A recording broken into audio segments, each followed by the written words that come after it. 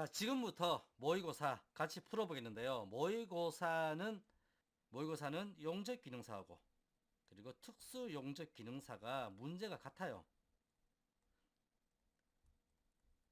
이게 이론이 동일하고요. 그리고 문제가 동일합니다. 따라서 용접 기능사, 특수 용접 기능사 하나만 취득해도 다른 것은 필기가 면제가 됩니다. 자, 지금부터 모의고사를 같이 풀어보겠는데 이 모의고사가 1회부터 15회까지 있죠. 젊은 층, 그러니까 20대 초중반 이전까지는 모의고사만 풀어서 합격할 수가 있습니다. 그런데 뭐가 모자랍니까? 지식이 딸리게 되는 지식. 지식은 별로 쌓이는 게 없어요. 그래서 단기간에 합격하실 분들은 이 모의고사만 풀어보시고, 그리고 나이가 좀 있으신 분들은, 이 이상 되시는 분들은, 20대 초중반 이상 되시는 분들은 필히 이론 본문 공부하시고요. 그리고 다음에 각 챕터 뒤에 있죠. 각 챕터, 각 장입니다. 장 뒤에 연습 문제. 연습 문제 풀어보셔서 실력을 올리시고, 그리고 마지막에 이 모의고사를 풀어보시기 바랍니다. 그리고 용접 기능사, 특수 용접 기능사 교재일 뿐이지만, 이거는요, 자, 용접 산업 기사, 그리고 용접 기능장도 칠 수가 있어요. 큰 차이가 안 납니다. 실기에서 좀 차이가 나지, 제가 보기에는, 자, 여러분들 제가 말씀하면 좀 웃으실지 모르겠지만 공부하시다 보면 용접 기능사, 특수 용접 기능사, 그리고 용접 산업기사, 용접 기능장 거의 동일합니다. 자, 그러면 1회부터 같이 풀어보겠습니다. 자, 모의고사 1회입니다. 첫 번째 모의고사인데요. 같이 1번부터 60번까지 풀어보도록 하겠습니다. 먼저 1번 보시면, 자, 여기에 1번에 설명을 드리면요. 다음 중에서 텅스텐과 몰리브덴 재료를 용접하기에 가장 적합한 용접이라고 그랬죠. 자, 텅스텐과 몰리브덴. 텅스텐은 녹는 점이 3000도씨예요. 3000도씨. 상당히 높습니다. 그리고 몰리브덴. 이거는 2617도쯤에 녹습니다. 녹는 점. 따라서 이러한 용접은 고 에너지 용접이 적합합니다. 열량을 집중하고요. 열량을 집중해서 집중적으로 녹일 수 있는, 이렇게 녹는 점이 높은 금속을 용접하기 위해서는 열량을 집중해서 해야 된다. 그러면 이 중에서 고에너지 용접 어디 있습니까? 2번 전자빔 용접입니다. 이것과 함께 레이저 용접이 고에너지 용접이 되겠습니다. 레이저 용접. 자, 그러면 그 아래에 2번 보겠습니다. 2번. 2번 보면 서브머지드 아크 용접을 할 때 받침새. 용접부가 요렇게 있어요. 용접부가 요렇게 있으면 받침새라고 하면 뒤에 여기에 요렇게 받쳐서 용접살을 요렇게 올릴 수 있도록 한 요게 받침새입니다. 받침새. 이러한 받침새를 사용하지 않을 경우 최소 루트 간격은 몇 미리 이하로 해야 되는가? 자, 최대 간격이죠. 최대 간격. 서브머지드 아크 용접의 요 부분의 간격, 요거 최대 8mm입니다. 8mm. 자, 8mm죠. 8mm 정답이고요. 자, 이렇게 8mm가 넘어갈 경우에 어떻게 됩니까? 이 부분이 용접을 하게 되면 용접열이 들어가죠. 열이 들어가면서 이 부분이 이렇게 뚝뚝 떨어지는 뭡니까? 녹아내리는 용락입니다. 용락. 용접 모재가 녹아내리는 것을 용락이라고 그럽니다. 용락이 되면 용접이 잘 되지 않아요. 자, 2번 문제 풀어봤고 3번 문제 보겠습니다. 연납 중에서 경납 아니에요. 연납 중에서 내열성 댐낫으로 주로 구리, 항동용에 사용되는 것은 뭐냐? 쭉 있죠. 자, 여기에서 내열성 댐납이라고 했죠. 그죠? 내열성 댐납은 니켈 크롬납, 그죠? 니켈 크롬납. 그리고 망간납, 구리, 금납이 있어요. 여기에서 내여성 댐납스로 구리 항동용에 사용이 되는 것. 자, 은망간납 있죠? 은망간납. 자, 여기에 3번 납 은납입니다. 자, 요거고 여기에서 은납은요. 철강, 스테인리스, 구리 등에 사용이 돼요. 구리 등의 댐납에 사용이 됩니다. 4번입니다. 용접부의 검사법 중에서 기계적 시험법. 자, 기계적 시험법이 아닌 것 해서 쭉 보시면, 자, 기계적 시험법은 기계적으로 시험을 하는 거예요. 파괴, 변형 등을 줘갖고 파괴, 변형 등으로 기계적 물성치를 시험하는 겁니다. 물성치. 여기에는 인장 시험, 부품 시험, 경도 시험, 크리프 시험, 피로 강도 시험, 충격 시험 이런 것들이 있어요. 충격 시험에는 뭐 샤르피, 아이조드 이러한 시험법이 있습니다. 자, 이러한 기계적 시험법이 아닌 것 해서 쭉 보시면 부시 시험 있죠? 이거는 화학적 시험이에요. 화학적 시험이다. 화학적 시험이 되겠고 5번 문제 보겠습니다. 일렉트로 가스 아크 용접. 자, 일렉트로 슬래그가 있죠. 그죠? 일렉트로 슬래그가 있어요. 그리고 일렉트로 가스 아크 용접이 있어요. 일렉트로 슬래그 아크 용접하고 일렉트로 슬래그 가스 아크 용접이 있는데, 자, 일렉트로 슬래그 아크 용접은 슬래그, 용융 슬래그예요. 그 안에서 용접봉이 녹아내리는 거. 그리고 일렉트로 가스 아크죠. 자, 일렉트로 가스 아크 용접은 가스 분위기 안에서 아크를 발생시켜서 용접하는 거예요. 이거 둘 다 두꺼운 판에 사용이 되죠. 그런데 가장 두꺼운 판은 일렉트로 슬래그 용접이 가장 두꺼운 판이에요. 가장 두꺼운 판. 그리고 일렉트로 가스 아크 용접은 40에서 50mm 정도의 판 두께 사용이 됩니다. 여기에서 틀린 것은 무엇이냐 해서 쭉 보다 보면 판 두께가 얇을수록 경제적이라고 그랬죠. 일렉트로 가스 아크 용접하고 일렉트로 슬래그 아크 용접은 판 두께가 두꺼운 판이에요. 두꺼울수록 경제적입니다. 그래서 정답은 2번이 되겠습니다. 6번 문제 보겠습니다. 텅스텐 전극봉 중에서 전자 방사 능력. 자, 이게 잘 통해야 용접이 우수해집니다. 용접 우수. 열을 모아서 아크를 발생시킬 수가 있죠. 현저하게 뛰어난 장점이 있으며 불순물이 부착되어도 전자 방사가 잘 되는 전극은 뭐냐?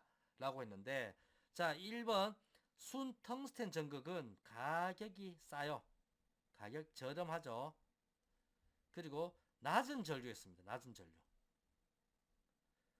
전자 방사 능력이 현저하게 뛰어나다 그러면 이건 높은 전류예요. 그리고 토륨 텅스텐 전극. 요게 정답이에요. 요게 정답. 토륨 텅스텐 전극은 토륨을 텅스텐 전극봉에 토륨을 1에서 2% 정도 함유한 것으로 전자 방사 능력이 상당히 뛰어납니다. 그리고 지르코늄 텅스텐 전극이 있고 요건 교류에 사용이 돼요. 교류에 사용이 되고 알루미늄, 마그네슘 등에 사용이 됩니다. 그래서 이거 뭡니까? 낮은 전류입니다. 그리고 4번은 없습니다. 다음 중 표면 피복 용접을 올바르게 설명한 것. 자, 표면 피복 용접을 하면 모재가 이렇게 있어요. 이 표면에 금속을 또다시 입히는 겁니다. 자, 요거 금속이고요. 요거는 모재입니다. 모재. 자, 이거를 서페이싱이라고 그래요. 서페이싱.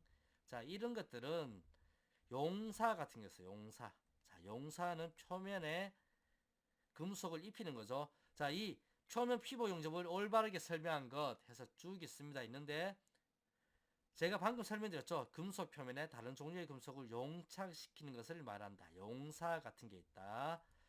3번이 정답이 되겠고요. 8번 보겠습니다. 산업용 로봇 용접의 기능이 아닌 것은, 자, 산업용 용접 로봇의 기능이 있죠. 세 가지. 뭐가 있습니까? 작업 기능, 제어 기능, 계측, 로봇이니까 계측기가 달렸어요. 계측 센서를 인식하는 계측 인식 기능이 있습니다. 감정 기능, 이거 아니죠. 그죠? 감정 기능은 사람이 가지는 겁니다. 불활성 가스 아크 용접, 미그 용접이에요. 자, 미그에서 M은 메탈이에요. 메탈. I는 이너트. 이너트 말은 이거 불활성이란 말입니다. 불활성. 그리고 가스입니다. 가스. 자, 메탈 이너트. 자, 여기 사이에 아크가 빠져 있어요. 그리고 이너트 가스 웰딩이죠. 원래는 웰딩에서, 자, 불활성 가스 아크 용접. 자, 불활성 가스 금속 아크 용접의 용착 효율은 얼마 정도인가? 이게 상당히 뛰어나요. 용착 효율. 효율이 굉장히 높습니다. 얼마입니까? 98%입니다. 98%. 피복 금속 아크 용접보다 굉장히 높아요. 그래서 정답은 4번이 되겠고, 자, 다음 중에서 일렉트로 슬래그 용접의 특징으로 틀린 것은 뭐냐 했죠. 일렉트로 슬래그 용접. 제가 뭐라고 했습니까? 두꺼운 판이죠. 앞에서 두꺼운 판이에요. 자, 이 두꺼운 판을 굉장히 빨리 합니다. 빨리. 그리고 장비가 비싸요.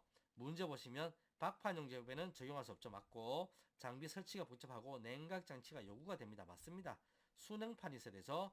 그리고 장비 설치가 복잡하기 때문에 장비가 어떻게 돼요? 이거 반대죠. 비쌉니다. 비쌉니다. 장비가. 따라서 정답은 용접 시간도 짧아요. 자, 용접 시간 굉장히 빨리 용접이 된다. 용접 진행 중에서 용접부를 직접 관찰할 수 없어요. 슬래그에 용접봉이 녹아서 들어갑니다. 그래서 직접 관찰할 수가 없고, 다음 페이지 보겠습니다. 자, 11번인데요. 자, 11번. 용접에 있어서 모든 열적 요인 중에서 가장 영향을 많이 주는 요소 되어 있죠. 자, 쭉 보시면 재료 별로 중요하지 않고 주기 온도 조금 줍니다. 이것도 뭐 용접에 영향을 줘요. 자, 열 전도율 같은 거죠. 이거 영향을 주지만은 크게 안 줍니다. 그리고 용접 복사열 이것도 조금 줍니다. 하지만 용접 이별, 이거 전압가, 전기 쓰죠. 그죠? 전류, 이걸로 어떻게 돼요? 용접의 모든 열적 요인 중에서 가장 큰 게 용접 이별이 되겠습니다. 1번이 정답이고, 사고의 원인 중에서, 자, 안전입니다. 안전 분야에, 그죠? 사고의 원인 중에서 인적 사고 원인에서 선천적 원인은, 자, 선천적이면 신체 결함이죠. 그죠? 정답 1번입니다. 그리고 무지, 미숙련, 가실, 이거는 교육적 원인입니다. 교육을 하지 않음으로 인해서 발생하는 사고의 원인 되겠죠.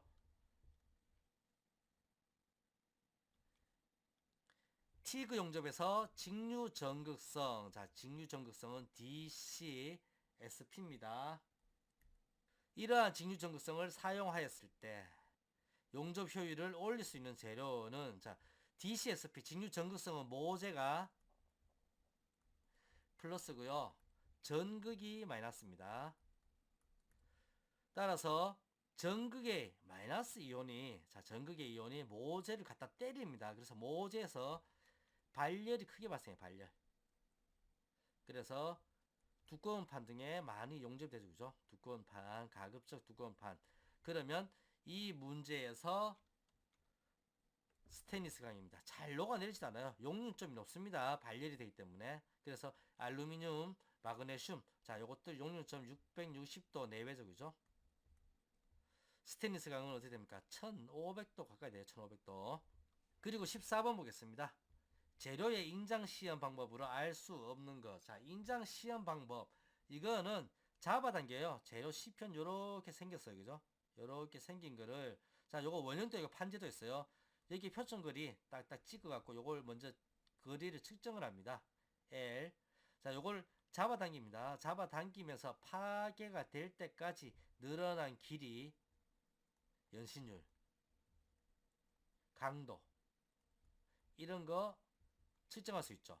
그리고 연신율을 측정하기 때문에 단면 수축률이 납니다. 쭉 잡아당기면 원래는 요만한 치수가 나중에는 요만해져요. 그래서 단면 수축률도 체크할 수가 있어요. 따라서 정답은 피로 강도가 해당되지 않고 이것은 피로 시험으로, 그죠?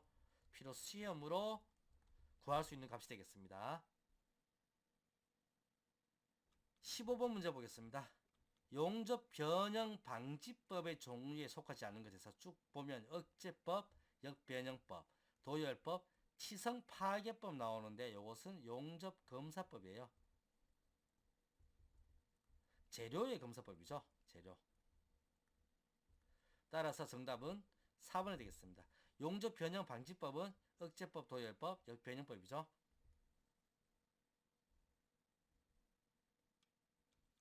솔리드 와이어. 자, 솔리드 와이어는 와이어가 있어요. 이 내부가 완전히 금속으로 꽉 찬 와이어입니다. 용접 와이어죠. CO2 용접에 사용이 돼요. 자, 솔리드 와이어와 같이 단단한 와이어를 사용할 경우에 적합한 토치 형태로 옳은 것은 해서 이것은 커브형이 정답이 되겠습니다. 자, 커브형은 공랭식이 사용돼요. 공랭식, 공기로 식히는 거죠. 그리고 단단한 와이어예요. 건총처럼 생긴, 자, 건총처럼 이렇게 생긴 피스톨형은 순형식입니다. 그리고 비철금속 와이어에 사용돼요. 비철금속 와이어. 17번 안전보건 표지의 색채, 색도 기준 및 용도에서 색채에 따른 용도를 올바르게 나타낸 것에서 4개 있죠. 빨간색은 이거 뭡니까? 경고 금지예요. 자, 빨간색 딱 보면 경고를 팍 주죠. 그죠? 그래서 경고 금지. 자, 파란색 같은 경우에는 지시가 맞습니다. 자, 정답 2번이 되겠고, 자, 3번 녹색.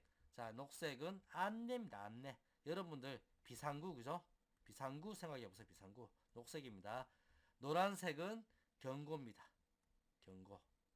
역시 빨간색 다음으로 약한 것이 노란색이고요. 18번 보겠습니다. 18번 보시면 용접 금속의 구조상 결함이 아닌 것 됐죠. 밑에 보시면 있죠. 구조상 결함은 용접부의 외부 또는 내부 뭡니까? 결함에 의한 것이 구조상 결함이에요. 자, 종류주 이거 읽어보시고 구조상 결함이 아닌 것은 보시면 기공, 균열, 언더컷 다 불량입니다. 이거 그죠? 이거 다 구조상이 구조상. 그러면 정답은 변형 이 녀석은 치수상입니다. 치수상. 치수상 결함이고 치수상 결함은 형상불량. 변형 마찬가지죠. 그죠? 그리고 변형 치수불량이에요.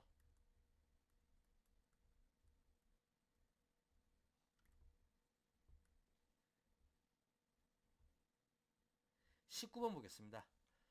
자, 용접 금속 재료의 미세 조직을 금속 현미경을 사용해서 강학적으로 관찰하고 분석하는 현미경 시험의 진행 순서로 맞는 것 됐죠. 자, 금속 C편을 가지고 현미경 시험합니다.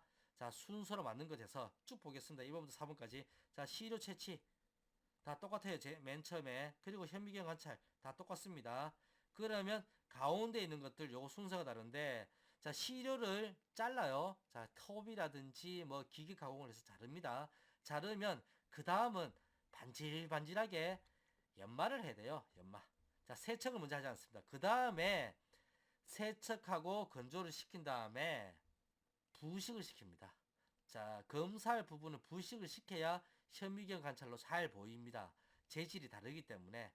그런데 부식을 안 시키면 바로 연마를 했기 때문에 이 부식성이, 녹 발생이 조직에 따라서 보이질 않아요. 그래서 현미경 관찰할 때는 먼저 부식을 시켜야 됩니다. 그래서 1번, 자, 1번 이게 정답이 되겠습니다. 시료 채취, 다음에 연마, 연마가 중요하다. 다음 세척 및 건조하고 부식을 시키고 현미경에서 이 부식된 뭘 봅니까? 녹등을 봐야 돼요.